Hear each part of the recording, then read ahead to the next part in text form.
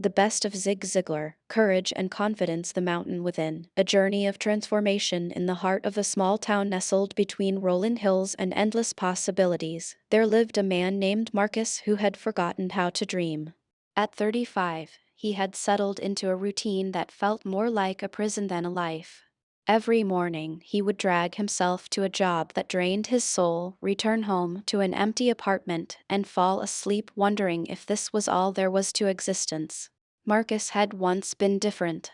In college, he had been the one with big plans, infectious enthusiasm, and an unshakable belief that he could change the world.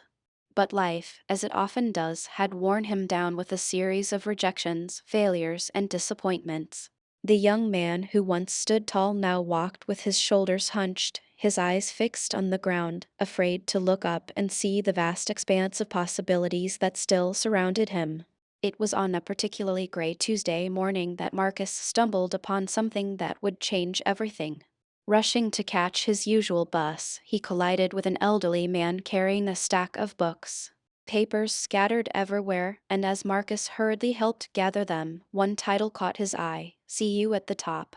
The old man, noticing Marcus's interest, smiled warmly. Ah, you know Zig Ziglar? The gentleman asked, his eyes twinkling with the kind of wisdom that comes from a life well lived. Marcus shook his head. No, sir. I'm sorry, I don't. The old man, who introduced himself as Mr. Harrison, studied Marcus for a moment. Young man, you have the look of someone who's forgotten who they are. Tell me, when was the last time you truly believed in yourself? The question hit Marcus like a thunderbolt. He couldn't remember. Somewhere along the way, between the rejections and the setbacks, he had stopped believing in his own potential. He had accepted mediocrity as his destiny and courage as something reserved for other people. Mr. Harrison handed him the book. This isn't just about success, son. It's about remembering that you have within you right now everything you need to accomplish any goal you can clearly define. That evening, Marcus opened the book with skepticism but found himself drawn into a world of possibility he had forgotten existed. As he read, he began to understand that his current circumstances were not his final destination, they were merely his starting point. The first lesson that resonated with Marcus was simple yet profound: attitude determines altitude. He realized that for years, he had been programming himself for failure with negative self-talk and limited thinking. Every morning, he would wake up expecting disappointment, and disappointment rarely failed to meet his expectations. But what if he changed the program? The next morning, instead of his usual litany of complaints, Marcus stood in front of his bathroom mirror and spoke words that felt foreign on his tongue. Today is going to be a great day. I am capable of achieving extraordinary things. I have unique talents and abilities that the world needs. The words felt hollow at first, like an actor rehearsing lines for a play he didn't understand.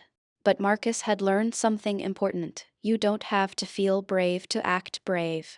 Courage isn't the absence of fear, it's action in spite of fear. At work that day, something remarkable happened.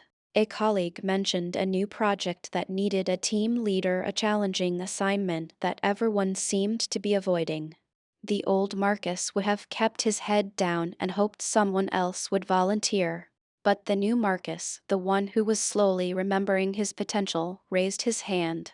I'll do it, he said, his voice stronger than he felt inside. His supervisor looked surprised. Marcus had never volunteered for anything before. Are you sure? This project has tight deadlines and high visibility. If it fails, everyone will know. And if it succeeds, everyone will know that too, Marcus replied, surprising himself with his confidence.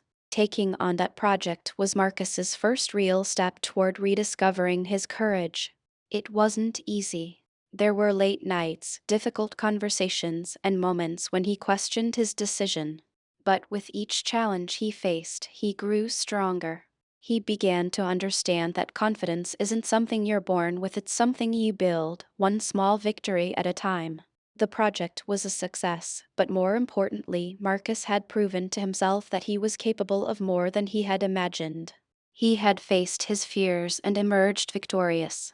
That taste of success ignited something within him that had been dormant for far too long. Emboldened by his newfound confidence, Marcus began to dream again. He remembered his college aspirations of starting his own business, of creating something meaningful that would make a difference in people's lives. For years, he had told himself it was too late, too risky, too impossible. But now he began to see those obstacles differently, not as insurmountable barriers, but as challenges to overcome.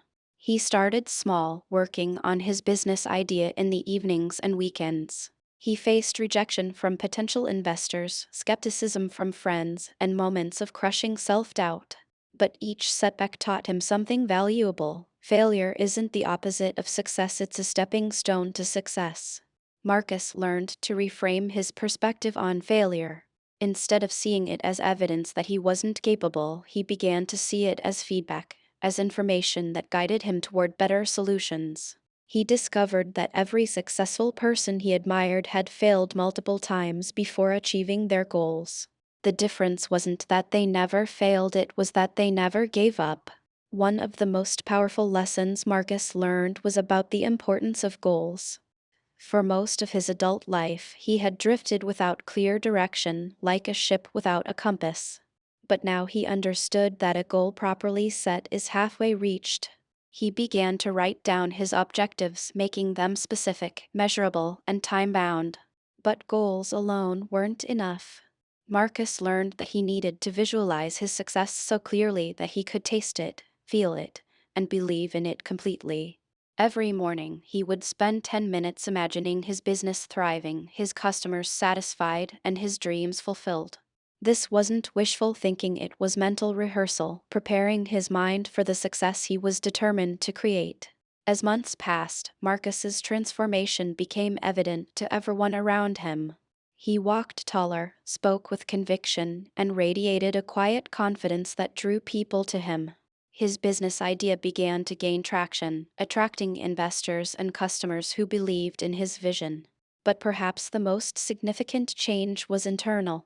Marcus had discovered that true confidence comes not from the absence of fear, but from the willingness to act despite fear. He learned that courage is not a feeling, it's a decision.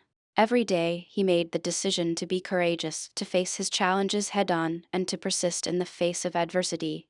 One evening, as Marcus sat in his small office, the first real office he had ever had, he reflected on his journey. A year ago, he had been a man without hope, without dreams, without the courage to even imagine a different future. Now, he was living that different future, and it was more beautiful than he had ever dared to dream. The transformation hadn't happened overnight. It had been a gradual process of changing his thoughts, his words, and his actions. He had learned to see himself as a person of worth and potential. He had developed the habits of successful people: goal setting, positive visualization, continuous learning, and persistent action. But most importantly, Marcus had learned that the power to change his life had been within him all along. He hadn't needed anyone's permission to dream bigger, to try harder, or to believe in himself. The only thing that had been holding him back was his own limited thinking. As his business grew, Marcus made a decision that would have seemed impossible to the old Marcus. He decided to share his story, to help other people discover their own potential for courage and confidence. He began speaking at local events, sharing his journey from despair to success, from fear to courage, from self-doubt to unshakable confidence. The response was overwhelming. People from all walks of life came to hear him speak, drawn by the authenticity of his message and the power of his transformation. Marcus realized that his story wasn't unique. There were countless people who had given up on their dreams, who had accepted less than they deserved, who had forgotten their own potential for greatness. Through his speaking engagements, Marcus met Sarah, a single mother who had always dreamed of going back to school but convinced herself it was impossible with 2 children to raise. Marcus shared with her the lesson that had changed his life. You don't have to be great to get started, but you have to get started to be great.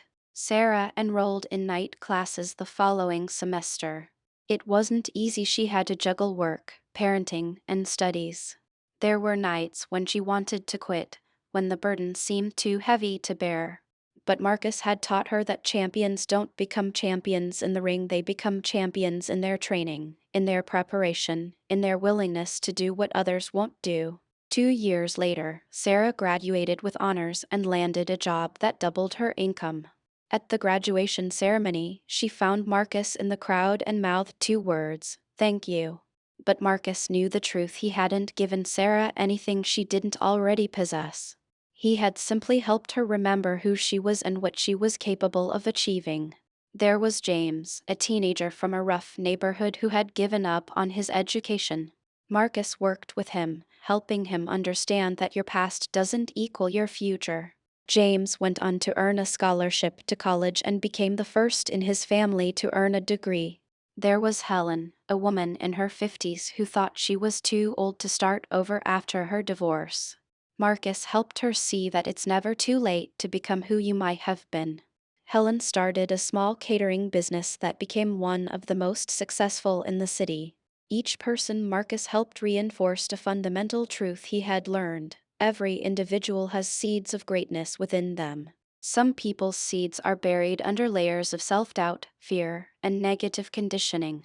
But with the right environment, encouragement, belief, and practical guidance, those seeds will grow into something magnificent. Marcus's business continued to thrive, but he never forgot the lessons that had brought him to this point. He understood that success is not a destination but a journey, and that journey requires constant growth, learning, and adaptation. He read voraciously, attended seminars, and surrounded himself with people who challenged him to be better. He also learned the importance of gratitude. Every morning, he would list 3 things he was grateful for. This simple practice kept him grounded and reminded him that his success was built on a foundation of blessings, opportunities, and the support of others. As Marcus's influence grew, he often thought about Mr. Harrison, the elderly gentleman who had first introduced him to the concepts that changed his life. He tried to find him, wanting to thank him for that pivotal moment, but was told that Mr. Harrison had passed away several months after their encounter. At first, Marcus was saddened by this news. But then he realized something profound. Mr. Harrison's greatest legacy wasn't in the books he read or the wisdom he possessed, it was in the life he had touched and transformed. Marcus was now living proof of that legacy, and through his work with others, that legacy would continue to grow and multiply. This realization led Marcus to understand one of the most important principles of a meaningful life: true success is not measured by what you achieve for yourself, but by what you help others achieve for themselves. The courage and confidence he had developed weren't meant to be hoarded, they were meant to be shared, multiplied, and passed on to others. Marcus established a foundation dedicated to helping people discover their potential. He created programs for students, workshops for professionals, and mentoring initiatives for entrepreneurs. His message was always the same: you have within you right now everything you need to accomplish any goal you can clearly define. But he also taught people that having potential isn't enough, you must have the courage to act on that potential. Fear will always be present, but it doesn't have to be in control. You can acknowledge fear and still move forward. You can feel uncertain and still take the next step. You can doubt yourself and still act with confidence. Marcus learned that confidence is not about feeling superior to others, it's about feeling equal to the challenges you face. It's about knowing that even if you don't have all the answers right now, you have the ability to find them. It's about understanding that mistakes are not failures, they are learning opportunities that make you stronger and wiser. One of the most powerful stories Marcus shared in his speeches was about a conversation he had with a young man named David who was afraid to pursue his dream of becoming a doctor because he had failed chemistry in high school. "I'm just not smart enough," David said, his head hanging low. Marcus looked at him intently. "David, let me ask you something. If you knew you couldn't fail, what would you attempt?" "I'd become a doctor, of course." "Good. Now let me ask you another question. What makes you think you can fail?" David listed all his perceived inadequacies: his poor grades in high school, his family's financial situation, his lack of confidence in his abilities. Marcus listened patiently, then said, "David, everything you just told me is about your past. But you're not living in your past, you're living in your present, and you're building your future. The question isn't whether you were smart enough in high school. The question is whether you're willing to become smart enough now." Marcus helped David understand that intelligence isn't fixed, it's expandable. Skills can be learned, knowledge can be acquired, and abilities can be developed. The only real limitation is the limitation we place on ourselves. David enrolled in community college to retake his science courses. It wasn't easy. He had to study harder than his classmates, seek extra help from tutors, and overcome years of negative self-talk. But with each passing semester, his confidence grew. He transferred to a 4-year university, excelled in his pre-med courses, and was eventually accepted into medical school. The day David graduated from medical school, he sent Marcus a photo of himself in his cap and gown with a simple message: "You were right. I had everything I needed inside me all along. I just needed to believe it and act on it." Stories like David's reminded Marcus why his transformation had been so important, not just for his own life, but for all the lives he was able to touch. He had learned that when you change yourself, you change your family. When you change your family, you change your community. When you change your community, you change the world. Marcus often reflected on how different his life might have been if he had never met Mr. Harrison, if he had never been introduced to the concepts that awakened his potential. He might still be trudging to that soul-crushing job, living in that empty apartment, wondering if there was more to life.